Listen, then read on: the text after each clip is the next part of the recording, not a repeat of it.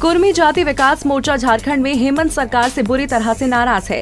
कुर्मी विकास मोर्चा के प्रदेश अध्यक्ष शीतल ओहदार ने हेमंत सोरेन की सरकार की नीति और नियत पर सवाल उठाए हैं। कुर्मी या कुर्मी जाति पहले से ही ओबीसी श्रेणी में आती है।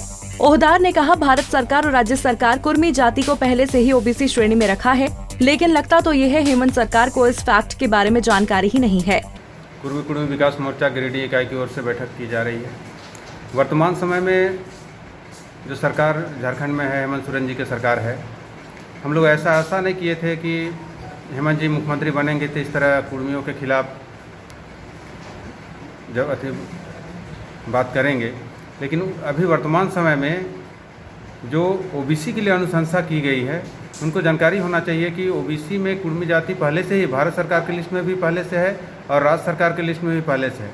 उसके बावजूद फिर से अनुशंसा करना ये कुर्मियों के लिए घातक साबित हो रहा है। वो चाल कर खेल रहे हैं हम लोग के लिए।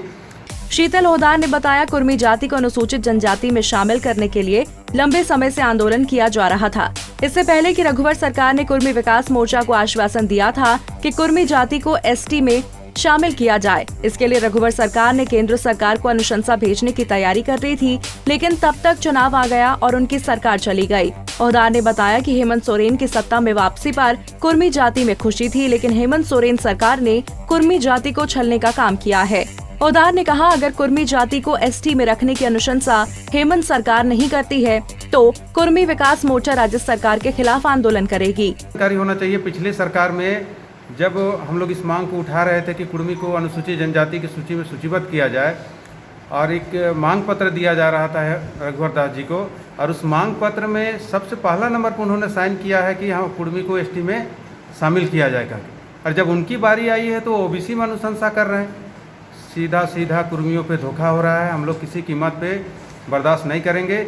अभी तक उन्होंने ओबीसी का जो प्रस्ताव आया उसको अपने पास रखे हुए हैं, अभी केंद्र सरकार को दिए नहीं हैं। मेरा उनसे आग्रह है कि आप केंद्र सरकार को कुर्मी को एसटी में शामिल करने के लिए अनुशंसा करें, ना कि ओबीसी में। क्योंकि सरकार में कुर्मी नेता बहुत हैं, मंत्री भी हैं, तो उन लोग क्यों नहीं आवाज़ उठा रहे हैं? आप सभी समाज के सभी नेताओं से, एमपी हो, एमएलए हो या मंत्री हो, सभी से बात चल रहा है। एक बड़ा आंदोलन होगा और हेमंत सोरेन जी अगर उसको वापस करते हैं और कुर्मी को एसटी में शामिल करने का अनुशंसा नहीं करते हैं तो एक बड़ा आंदोलन का रूपरेखा बना रहे हैं सभी। कुर्मी विकास मोर्चा के प्रदेश अध्यक्ष शीतल ओहदार ने हेमंत सरकार की मंशा को लेकर सवाल उठाए हैं। अगर सरकार ने कुर्मी जाति को एसटी की लिस्ट में शामिल नहीं किया तो झारखंड में बड़ा आंदोलन होना तय है। पंजाब केसरी टीवी के लिए गिरिडीह से दिनेश कुमार की रिपोर्ट।